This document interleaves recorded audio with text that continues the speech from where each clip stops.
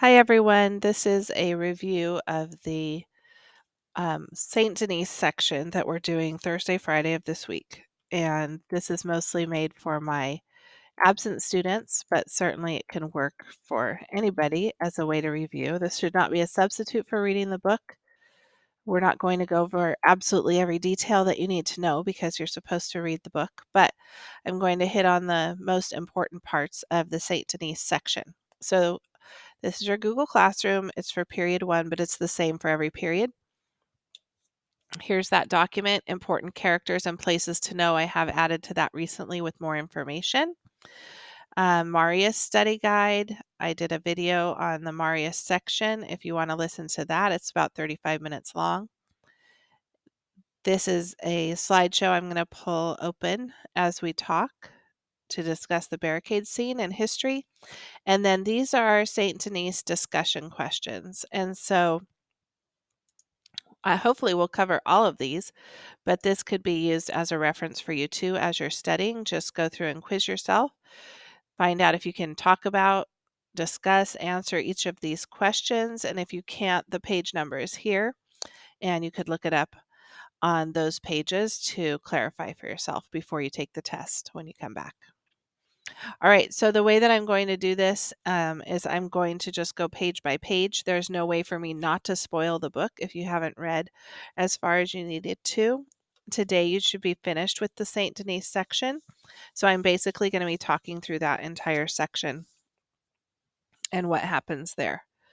I'm going to say the page number, and then if you're taking notes, you might want to write down the page number and a phrase about what happens, because those are important pieces that you should know going forward in the book.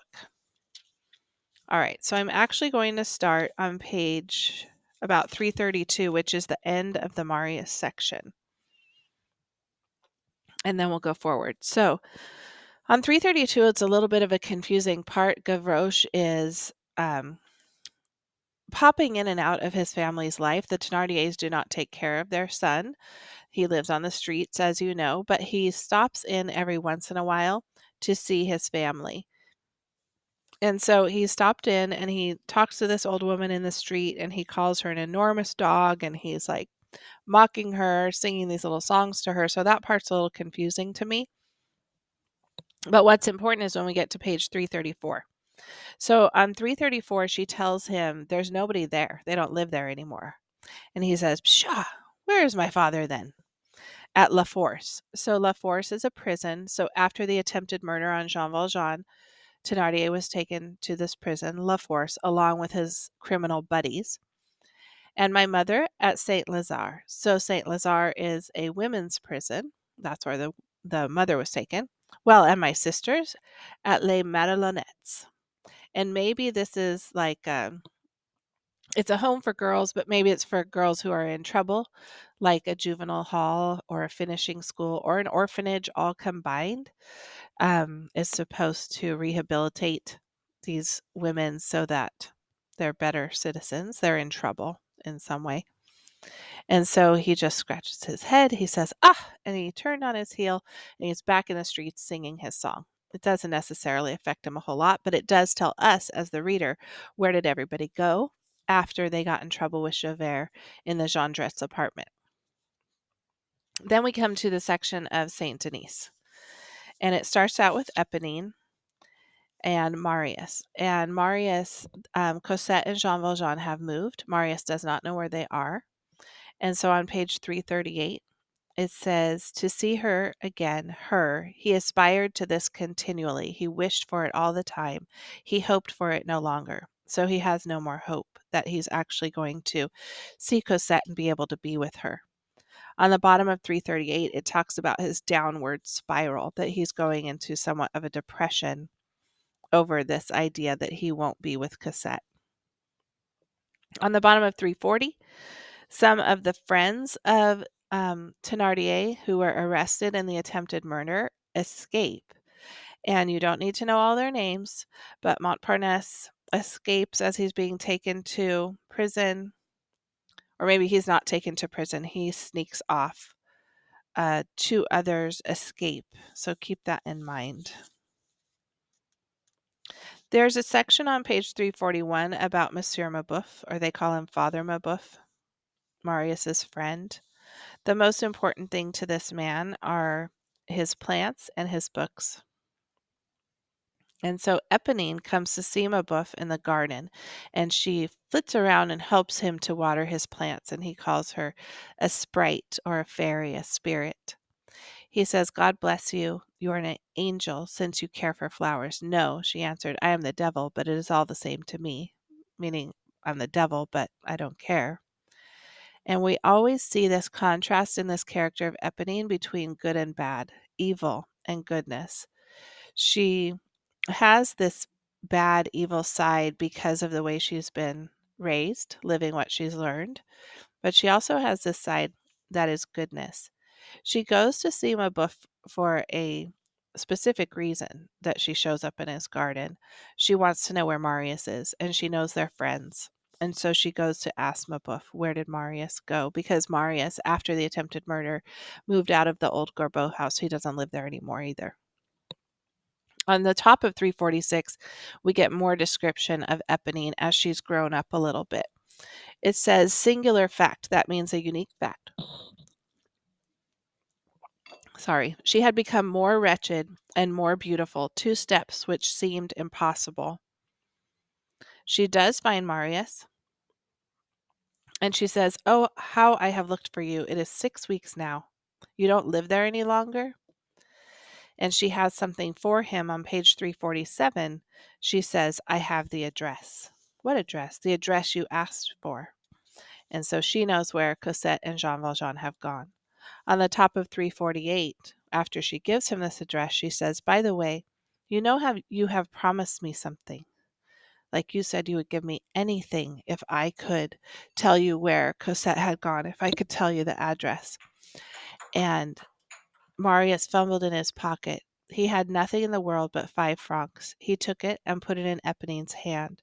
She opened her fingers and let the piece fall on the ground, and looking at him with a gloomy look, "I don't want your money," said she.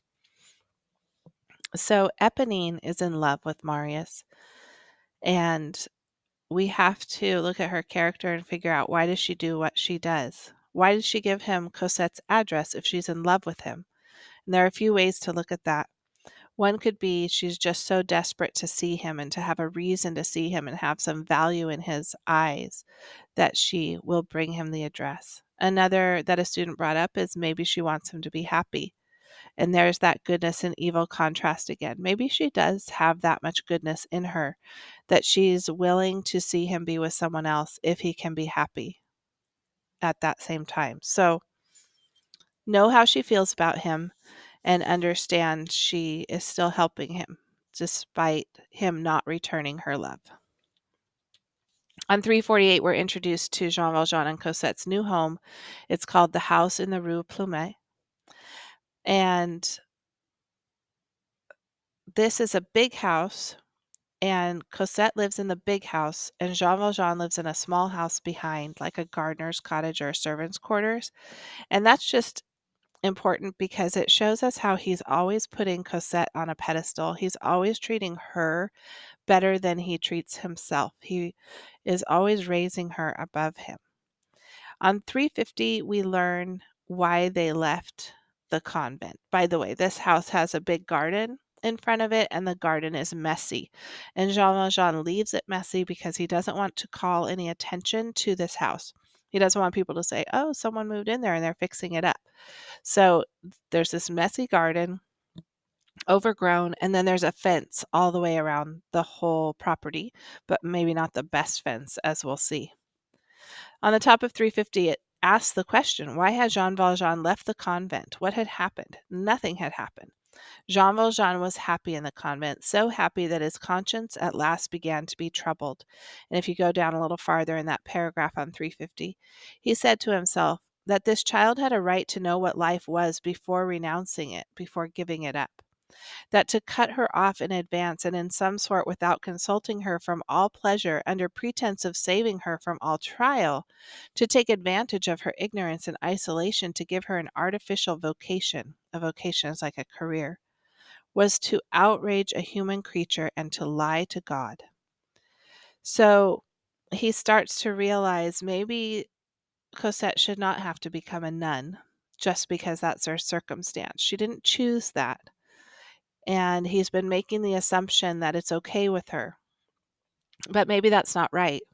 And so he decides that she needs to get out, live life, see the world a little bit, and then she can make her own decision. So he's being a pretty good dad there, I think. On the top of 351, note this little part that wherever Jean Valjean goes, he takes this little box. And he has a key, there's a lock on it, the key of which he always had about him. This box puzzled Cosette on account of the odor of embalming which came from it.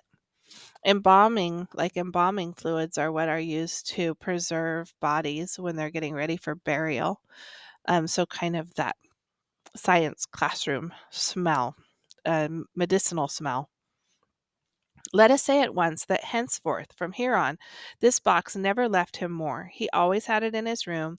It was the first and sometimes the only thing that he carried away in his changes of abode when he changed places to live. Cosette laughed about it and called this box the inseparable, saying, I'm jealous of it, meaning the box and Jean Valjean are never separated. Jean Valjean has 3 hiding places in Paris, 3 homes. So at any time, they can get up and move to the next place. So he's always thinking ahead. He's concerned about the police coming after him. Now someone has tried to murder him. So there's this other group of people that's after him. He's concerned about Marius being interested in Cosette. So he has some reasons to always have plan B and plan C. On page 353, we learn more about Cosette as a teen. It says 14 years old, she was at that ungrateful age. She loved her father with all her heart. But they're not getting along well. They're not communicating and speaking well, as we've talked about. On 354, Jean Valjean thinks about telling Cosette about Fantine and her past and how did they come to be together and so on. But it says he thought of Fantine and felt overwhelmed with silence. He doesn't know how to talk to his daughter. On the top of 355, he said to himself that he really had not suffered enough to deserve such radiant happiness, and he thanked God in the depths of his soul for having permitted that he, a miserable man, should be so loved by this innocent being. So he really does think of Cosette as like an angel, and that he doesn't deserve to be her father or to be this happy being her father. On 355, Cosette is changing. One day, Cosette happened to look in the mirror and she said to herself, What? She had seen herself in her glass, but she had not looked at herself.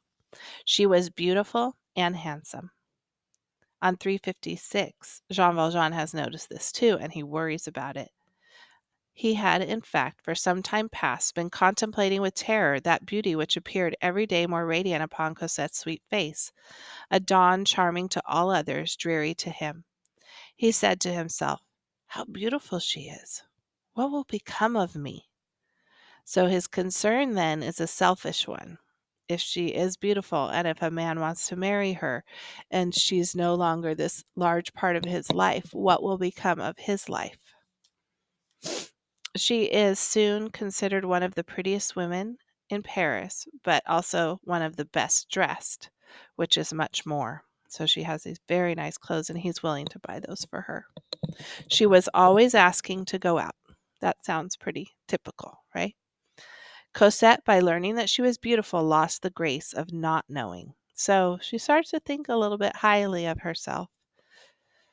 On page 357, there's some discussion of destiny and how that is bringing Marius and Cosette towards each other. Now, we know Marius's side, that he loves Cosette, but we don't know her side yet, and we get a glimpse of it here. Marius had no suspicion that he also had a glance which affected Cosette. Seeing that Marius was not coming to her, she went to him, on the Luxembourg when one day she said to Jean Valjean, "Father, let us walk a little this way." So she had, in fact, walked by him on purpose. She had looked at him on purpose. It says on 358, she began to adore Marius as something charming, luminous, and impossible. Marius and Cosette were in the dark in regard to each other. They did not speak, they did not bow, they were not acquainted. They saw each other, and like the stars in the sky separated by millions of leagues, they lived by gazing upon each other. So the feeling is mutual. They're in love with each other. On 359, we find out Jean Valjean's feelings for Marius. At the end of the bottom of the first paragraph, it says Jean Valjean cordially detested this young man. Detest is to hate. He hates Marius, but he's cordial, which means he's polite and friendly. What a pedantic air that young man has. Pedantic means you live by a set of rules, you're very accurate, so maybe he thinks he's like a know-it-all. On page 360, Jean Valjean fixed upon Marius glaring and terrible eyes. He would come to believe that he was no longer capable of a malevolent feeling, had moments in which, when Marius was there, he thought he was again becoming savage and ferocious, and felt opening and upheaving against this young man those old depths of his soul, where there had once been so much wrath. It seemed to him almost as if the unknown craters were forming within him again. So because Jean Valjean is so threatened and angry by Marius, he almost feels like he's not himself in regards to this young man. He would act like he used to when he was a criminal. On the top of 361, we see what's happening with the father and daughter and their relationship. These two beings who had loved each other so exclusively and with so touching a love, and who had lived so long for each other, were now suffering by each other and through each other without speaking of it, without harsh feeling, and smiling the while. So they aren't talking to each other. There's obviously problems between them, but they're just smiling and they're in denial and they're pretending everything is fine. So at this time, Cosette starts to go out into the garden and she finds a couple of things. First, she finds a rock out of place. And then when she goes back in that same place, she finds a letter. And this is on 363. And then the love letter is on page 364. And Marius really just puts it all out there. In this love letter, he lets her know exactly how he feels. And on page 365, it says, "What a gloomy thing not to know the address of one's soul." On 366, here's how Cosette feels about this letter. It was like a hand which had opened and thrown suddenly upon her a handful of sunbeams. It was he. She's so excited because she knows this is for Marius.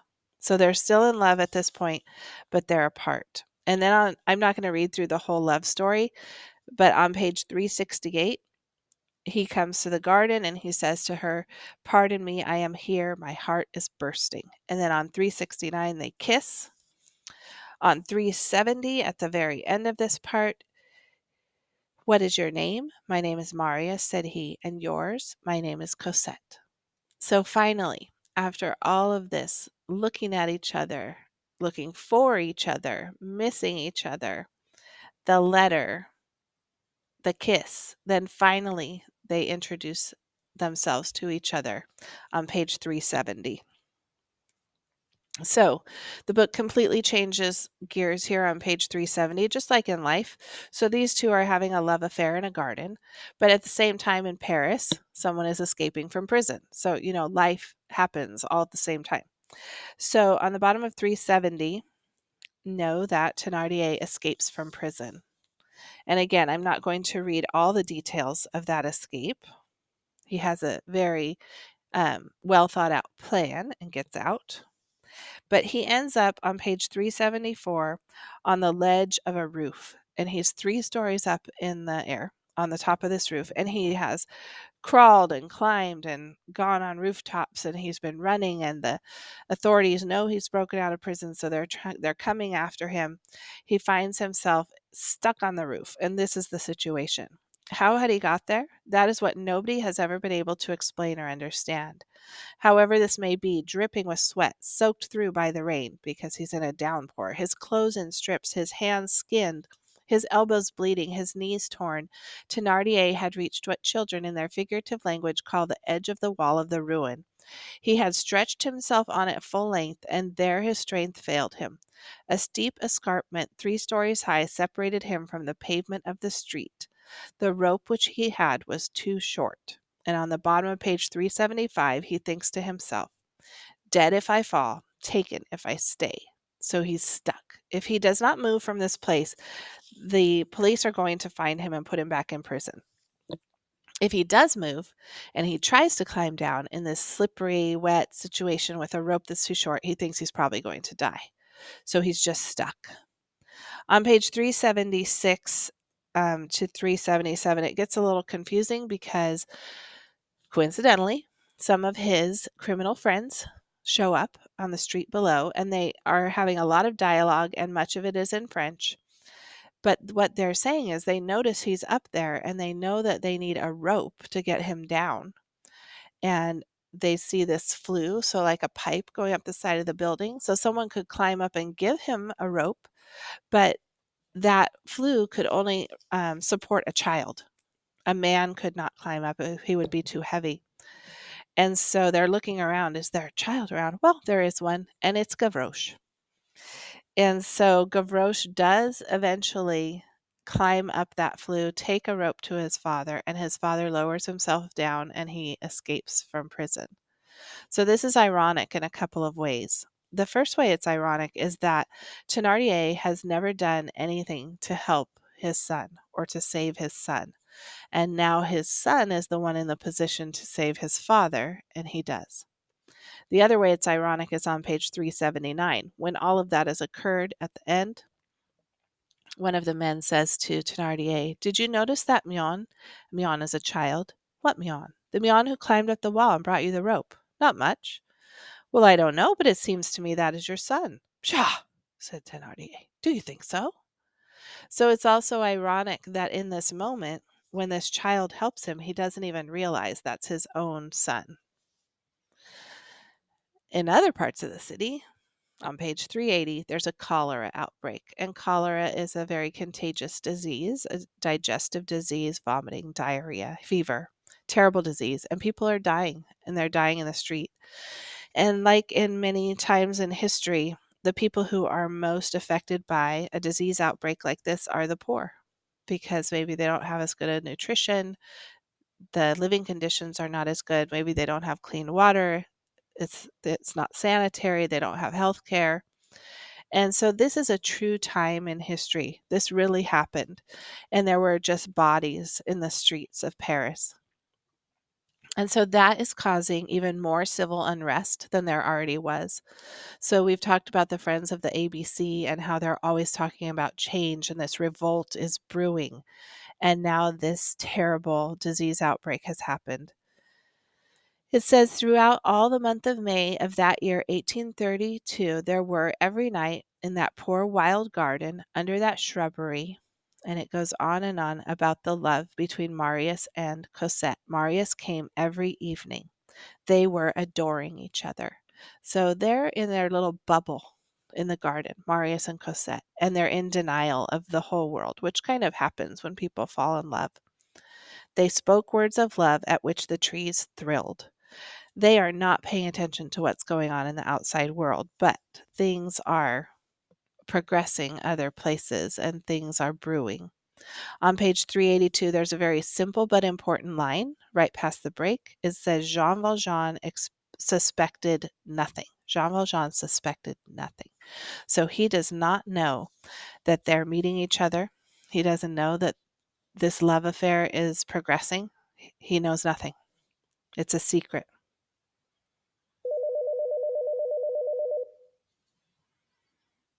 I have to take a break. I'll put in a second video.